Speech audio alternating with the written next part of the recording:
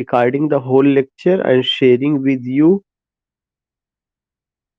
whiteboard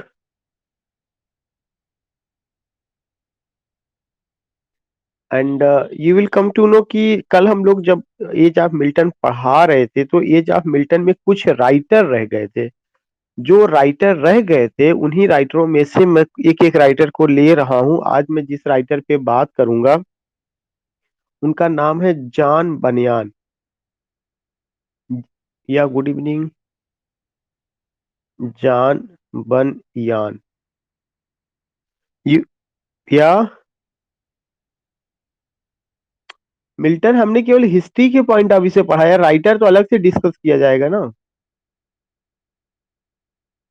हाँ हाँ हाँ, कि मिल्टन हिस्ट्री के पॉइंट ऑफ व्यू से पूरा हो गए हैं। तो जॉन बनियान एक प्रोज राइटर है और जो जॉन बनियान है इनका जन्म 1628 में हुआ है और इनकी जो मौत हुई है 1688 में हुई है। इनके बारे में आपको सबसे पहला पॉइंट जानना है कि he was the contemporary of Milton. He was the contemporary, PORARY, contemporary of John Milton. वो जॉन मिल्टन के कंटेम्परेरी थे, उनका जो काम था प्रोस के फील्ड में रहा है। दूसरा point, he was a well known prose writer, well known, KNOWN है। He was a well known, KNOWN, he was a well known prose writer of, या गुड इवनिंग शिल्पी।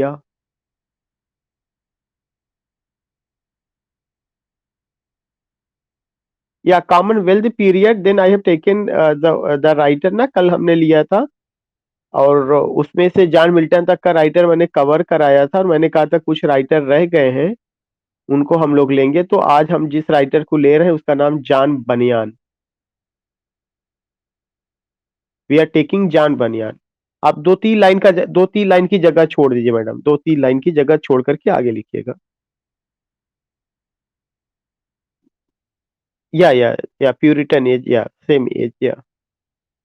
तो he was a well known prose writer of the age of Milton, the age of Milton. Please mute yourself, जितने लोगों ने अभी अपने आप को unmute किया है they should keep off their video as well as audio.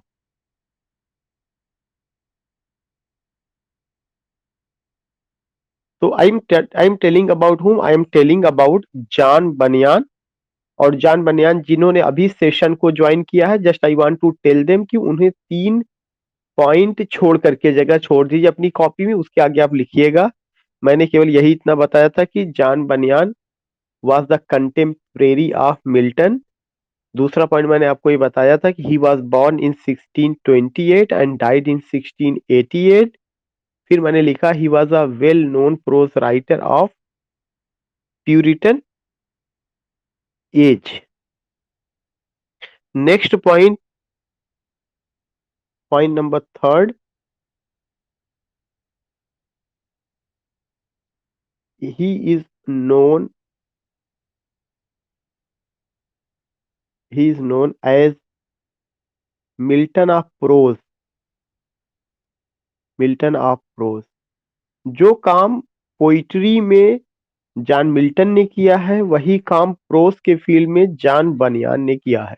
तो उनको किसके नाम से जाना जाता है? He is known as Milton of prose. उनको मिल्टन ऑफ प्रोज के नाम से जाना जाता है। He is known as Milton of prose.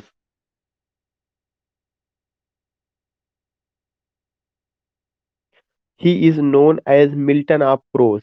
आज मैं बड़ी क्लास नहीं लूंगा क्योंकि मुझे भी आउट ऑफ स्टेशन जाना है। तो आई विल जस्ट जितना भी पॉइंट्स इसमें रह गए इनको कवर करने के बाद जो है मैं वो करूंगा।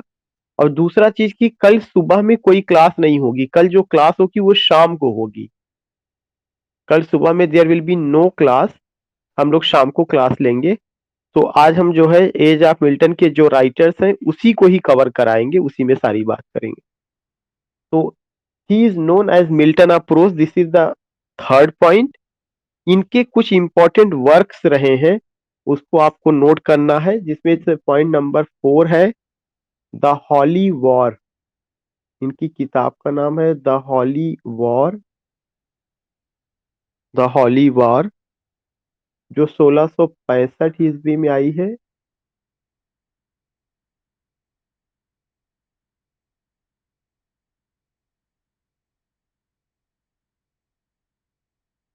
The Holy war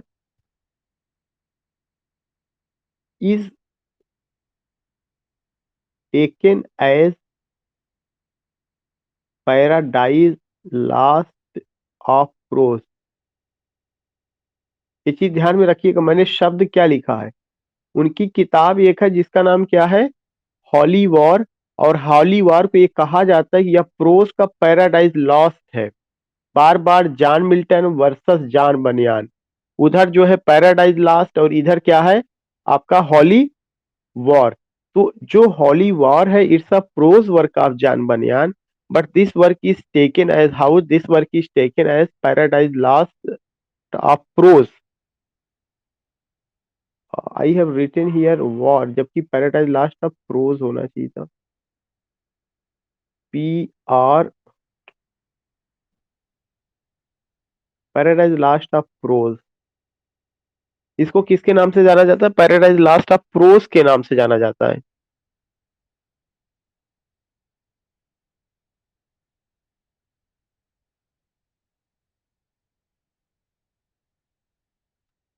now the next work is, इनका जो नेक्स्ट वर्क है that is what, point number 4, Grace Abounding, GRAC, Grace Abounding, ABOUNDING,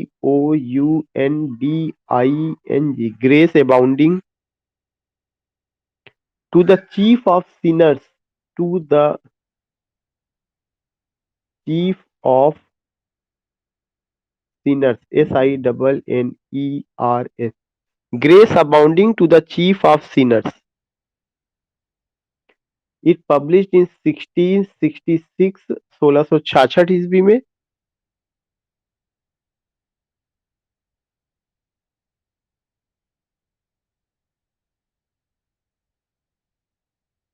कामा करके, it brought name and fame, it brought name and fame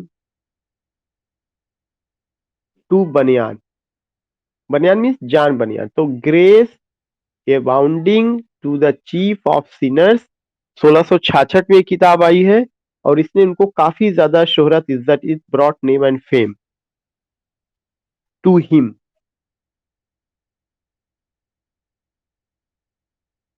Now the next important work, that is the fifth, the life and death of Mr. Badman, the life and death of Mr. Badman. It's the next book, the life and death of Mr. Badman। यह किताब रही है जो 1682 ईस्वी में आती है।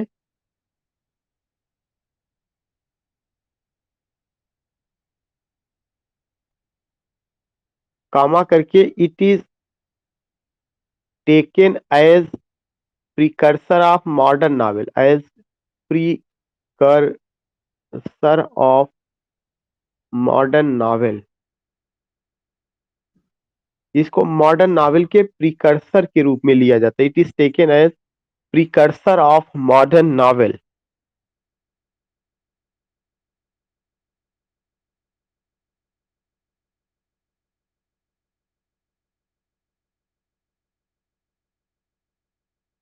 And the last but the most important work is his, that is the sixth point, Pilgrim's pilgrims progress, pilgrims progress 1678 में पब्लिश हुई थी। And this pilgrims progress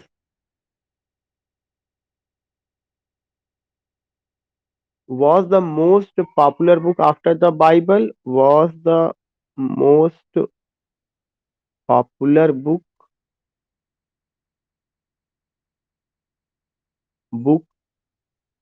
after the Bible. यह जो पिलग्रिम्स प्रोग्रेस है यह सबसे पॉपुलर बुक रहा है बाइबल के बाद। ये कहा जाता है कि यह काफी ज्यादा पॉपुलर हुई थी।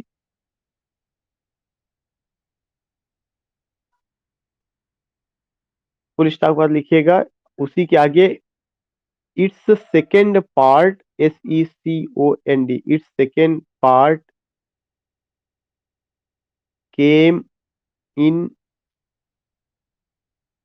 1684। इसका जो सेकेंड पार्ट था वह 1684 में आता है। shows the journey, shows the journey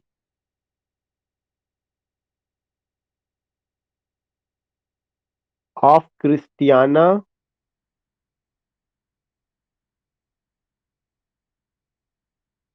and her children, CHILDREN, and her children to the city of, to the city of all light। all light शहर का नाम है, इसको आप कैपिटल में करना है, to the city of all light. So you will come to know कि इनकी सबसे जो मास्टरपीस अगर कभी भी पूछी जाती है कि मास्टरपीस इनका कौन सा है, तो that masterpiece is what, that masterpiece is pilgrims progress, जो 1678 में आती है, लेकिन उसका सेकेंड एडिशन 1684 में आता है, जिसमें क्रिस्टियाना नाम के एक कैरेक्टर है और उनके बच्चों की जर्नी दिखाई जाती है, that is the spiritual journey to the city of all light. और कहाँ पे होता, ऑल लाइट नाम के शहर की ओर वो लोग जाते हैं।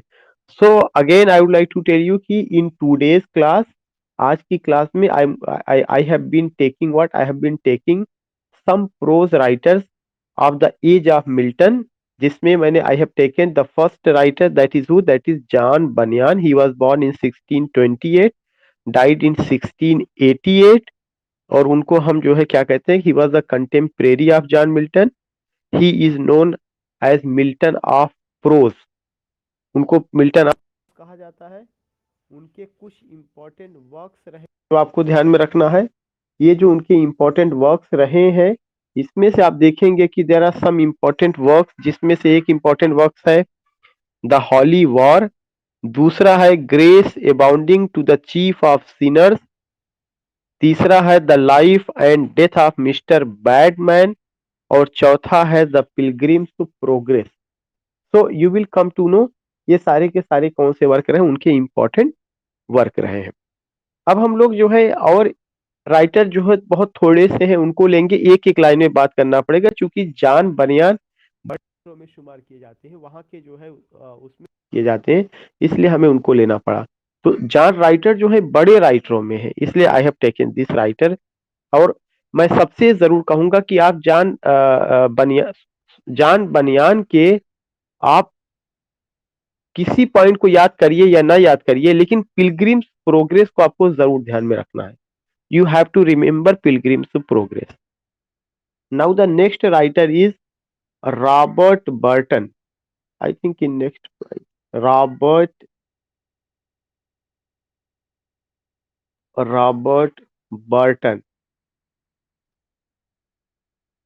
रॉबर्ट बर्टन जो है, इनका जन्म 1577 ईस्वी में हुआ है, 1640 में इनकी मौत हुई। आपको जन्म या मौत नहीं याद करना, बस ये मैं लिखवा दे रहा हूं, आपको बस ये पता होना चाहिए रॉबर्ट बर्टन इस समय के राइटर रहे हैं। रॉबर्ट बर्टन का एक उनका फेमस वर्क आया था, एनाटॉमी ऑफ मेलंकली। इनका एक फेमस वर्क है एनाटॉमी ऑफ मेलंकली, Melancholy,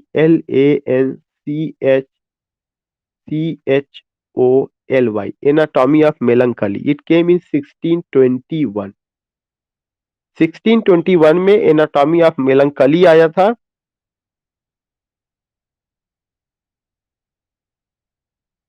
आप आगे कुछ ना करिएगा, कम से कम इनका एक वर्क ये जरूर ध्यान में रखिएगा कि रॉबर्ट बर्टन एक प्रोज राइटर है। किसके? In the age of John Milton. उनका एक वर्क है जिसका क्या नाम है? एनाटॉमी ऑफ मेलंकली, जो मेडिसिन के फील्ड से, मेडिकल के फील्ड से रिलेटेड है, उससे रहा है। तो बस इतना ना आपको ध्यान में रखना है, बाकी और चीजें कोई ऐसा नहीं है।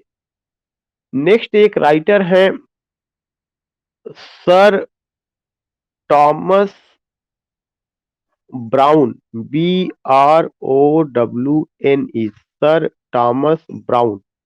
सर टॉमस ब्राउन का एक किताब है जिसका नाम है रिलीजियो मेडिसी, MEDICI। इसी को और करके कहा जाता है the religion of a physician, the religion of a physician, PHYSICIAN, the religion of a physician. यह किताब का नाम है। इस आदमी को भी आपको इतना ही ध्यान रखना है कि एक राइटर है, जिनमें से उस राइटर का क्या नाम है? Sir Thomas brown. और सर टॉमस ब्राउन ने एक किताब लिखा है जिसका क्या नाम है? Religio Medici. और ये जो रिलीजियो मेडिसी रही है, इसी का सब टाइटल है the religion of a physician. एक फिजिशियन का क्या रिलीजन होता है, उसको लेकर के उन्होंने बात कही है। तो इतना हमने इस पे इनके बारे में बताया। Now the next writer which you have to take, that is Jeremy Taylor, Jeremy, Jeremy Taylor, TAYLOR। Jeremy Taylor जो राइटर है, इनका जन्म 1613 ईस्वी में हुआ है। 1667 ईस्वी में इनकी मौत हुई है। इनकी केवल एक चीज आपको ध्यान में रखना है कि जेरेमी टेलर को जो है शेक्सपियर ऑफ डिवाइन्स कहा गया है। He has been called Shakespeare of Divines, Shakespeare,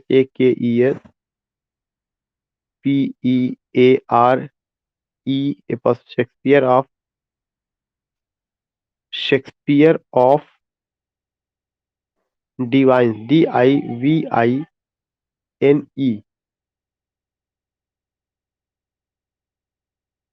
तो उनको जो नाम दिया गया है शेक्सपियर ऑफ डिवाइन, ये चीज हमें ध्यान में रखना है। तो एक ये जेरेमी टेलर से रिलेटेड अगर कभी भी क्वेश्चन आता है कि शेक्सपियर ऑफ डिवाइन किसको कहा गया, तो जेरेमी टेलर को कहा गया। बाकी कुछ आपको ध्यान में नहीं रखना है। एक लास्ट राइटर आज की क्लास के हैं, दैट इज आइजाक वाल्टन। आइजाक वाल्टन।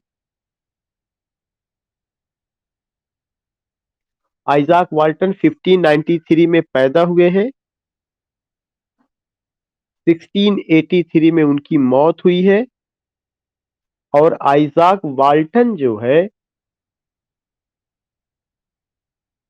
एक उनका इंपॉर्टेंट वर्क था कि उन्होंने ट्रांसलेशन किया था प्लूटार्क की लाइव्स का, नॉट प्लूटार्क की लाइव्स का, उन्होंने एक जो है, इनका एक बहुत इंपॉर्टेंट वर्क था जो कि हम कह सकते हैं कि बायोग्राफी उन्होंने लिखा, लाइव्स नाम की एक बायोग्राफी। 83 1593। या इनकी एक किताब है जिसका नाम है लाइव्स। यहां से क्वेश्चन पूछा जा चुका है। लाइव्स, लाइव्स जो है या क्या है? लाइव्स ये बायोग्राफी है, बायोग्राफी ऑफ आइजाक वाल्टन।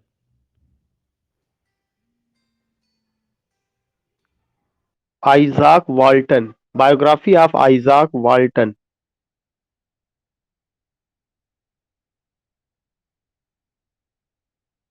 ये इनका क्या है, बायोग्राफी। तो लाइव्स क्या है, लाइव्स जो है बायोग्राफी है ऑफ आइजाक वाल्टन का।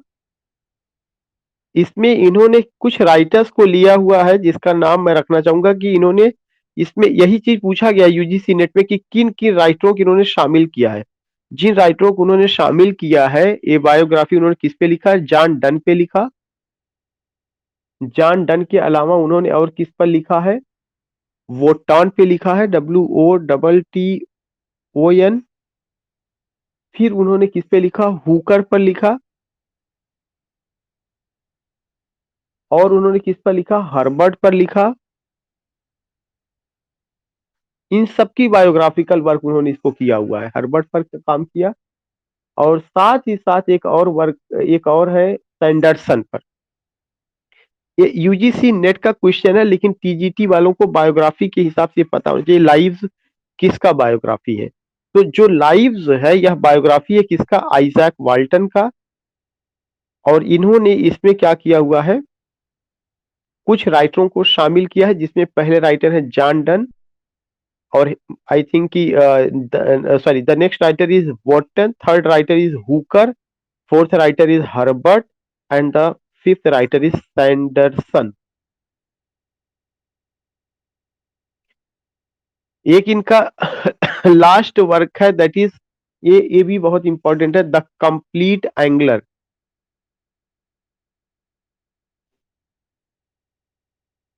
The complete angler, ANGLER, the complete angler, ये इनका वर्क है।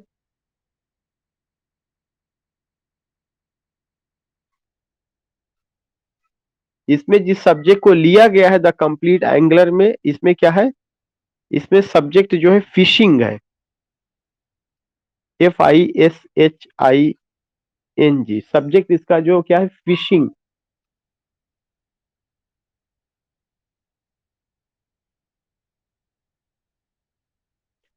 So you will come to know कि I have gone the important writers and their works। जो important writers जॉन मिल्टन के समय के, खासकर जो प्रोस राइटर्स हैं, उन सबको मैंने कवर कराया, जिसमें मैंने जॉन बनियान को लिया, रॉबर्ट बर्टन को लिया, सर थॉमस ब्राउन को लिया, जेरेमी टेलर को लिया, आइजैक वाल्टन को लिया। इतने लोगों को मैंने कवर कराया है। दूसरा चीज है कि I will take 2 more minutes आपका। उसमें एक चीज मैं ये बताना चाहता हूँ कि कल जब मैं आज सुबह में क्लास ले रहा था, तो मैंने बहुत सारा चीजें देखा था कि खासकर इडिपस कॉम्प्लेक्स और इलेक्ट्रा कॉम्प्लेक्स को लेकर के जो है थोड़ा सा उसमें कंफ्यूजन हो रहा था। तो हमें ये ध्यान में रखना है कि मैं उसको यहाँ पे लिख दे रहा हूँ, बहुत सिंपल है, कोई ऐसी चीज नहीं। पहली बात तो उस पार्टिकुलर फिलॉसफी में अभी जाना नहीं है। अगर जब थियरी की बात होगी तो मैं थियरी के हिसाब से पढ़ाऊंगा। मैं अभी केवल ये बात बता दे रहा हूँ कि इडिपस कॉम्प्लेक्स का क्या है। जो इडिपस कॉम्प्लेक्स है और जो इलेक्ट्रा कॉम्प्लेक्स है, इसमें से एक चीज ध्यान में रखना है कि दिस इडिपस कॉम्प्लेक्स में you will come to know, इसमें क्या है, इसमें जो है मदर फिक्सेशन, मदर फिक्सेशन। इसका मतलब होता है कि इसमें मदर को सेंटर में रख करके व्याख्या की गई है। Oedipus complex means mother fixation. It means that इसमें माँ को सेंटर में रख करके क्या किया गया है, इंटरप्रेट चीजें की गई है। और क्या इंटरप्रेट की गई है, अ बॉय अट्रैक्ट्स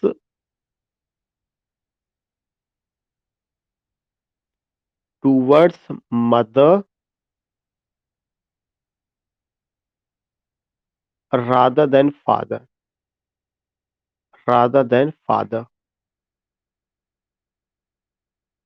कि एक जो बॉय है उसका अट्रैक्शन अपनी माँ के प्रति ज्यादा होता है। यहाँ पे अट्रैक्ट्स इन द सेंस कि उसका अपना अटैचमेंट, लगाव, या वो अपनी माँ को ही अपनी दुनिया समझता है। ध्यान से रखिए, ध्यान रखिएगा कि a boy attracts towards mother rather than father, उसका फादर के प्रति लगाव उतना ज्यादा नहीं होता। या इन अदर वर्ड्स यू में से कि a boy is very close to his mother.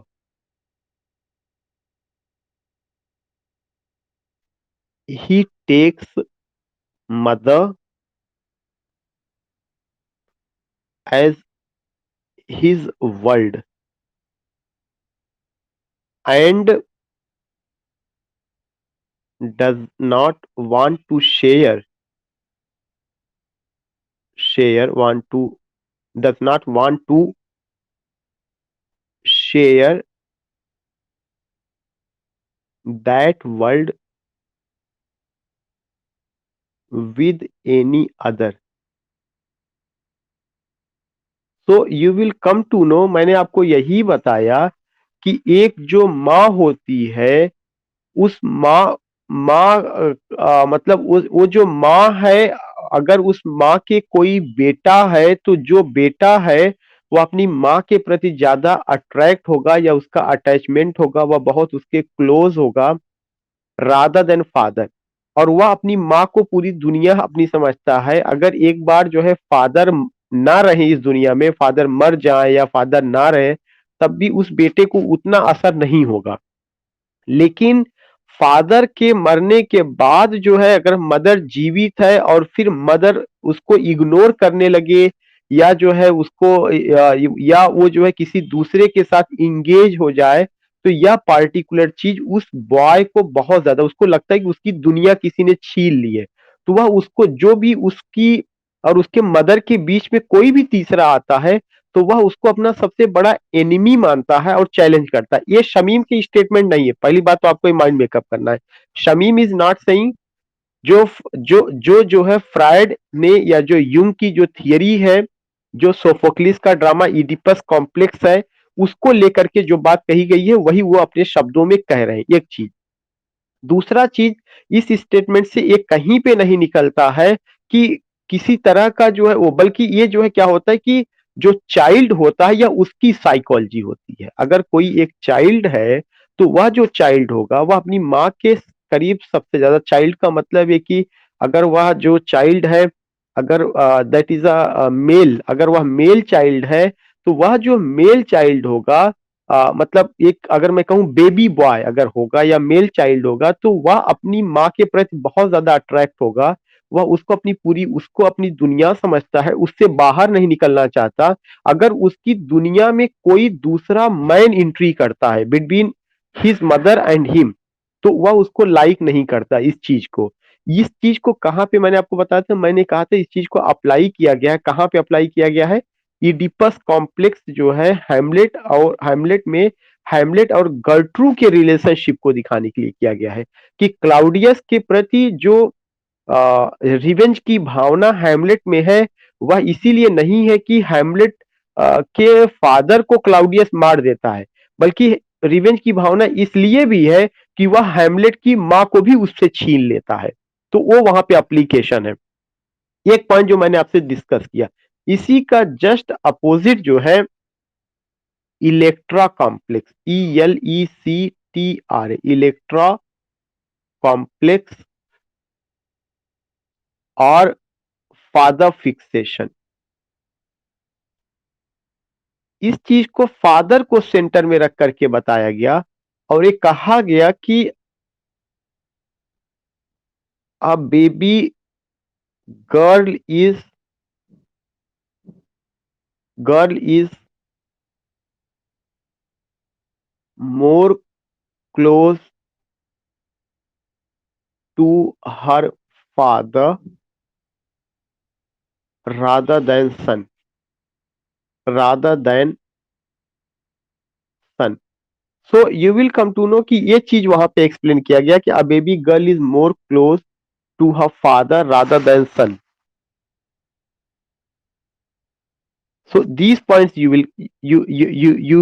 have to, yeah, these points you have to remember. Father fixation, mother fixation, Oedipus complex, Electra complex.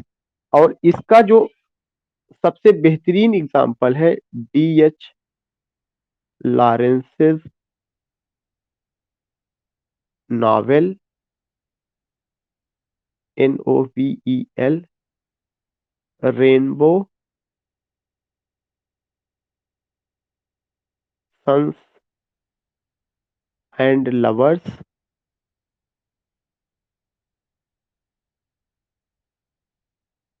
Sons and Lovers, Women in Love, Lady Chatterley's Lover, तमाम उनका जो भी रहा है वो लगभग इस theory पर आधारित रही या इस थियरी को लेकर के उसमें रहा है. So I have done my job, I have done my work, whatever I have to do, and I can't take any other point, means कोई मुझे और क्लास में नहीं ले सकता हूँ इससे ज्यादा. अब if you want to say anything तो यू कैन आस्क, एक या दो लोग, चूंकि या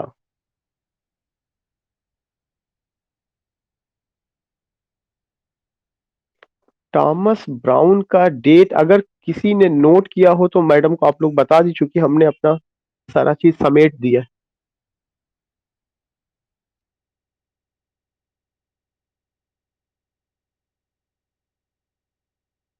दिया गया था मैडम. रिलीजियो मेडिसी, या रिलीजियो मेडिसी मुझे लगता है.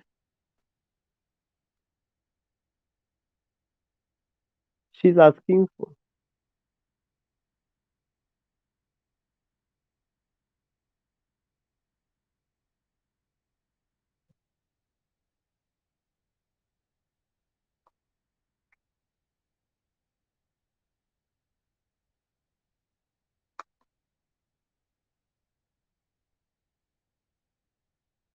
Thomas Browne, just let me check कि आप लोग क्या कर रहे हैं. मैंने जो भी बताया है वो आपके सामने एक एक लिखवा दिया. एक्चुअली आई हैव जस्ट चीजें जो मेरे पास थी वो सारी चीजें मैंने मैंने जो देखिए जो जो बताया है, रॉबर्ट बर्टन मैंने बताया है और सर थॉमस ब्राउन भी मैंने बताया है.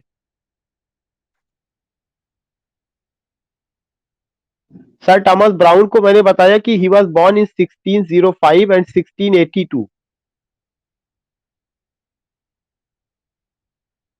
हाँ, 1605 में जन्म हुआ, 1682 में मौत हुई है. ठीक. तो should I bind up? Okay.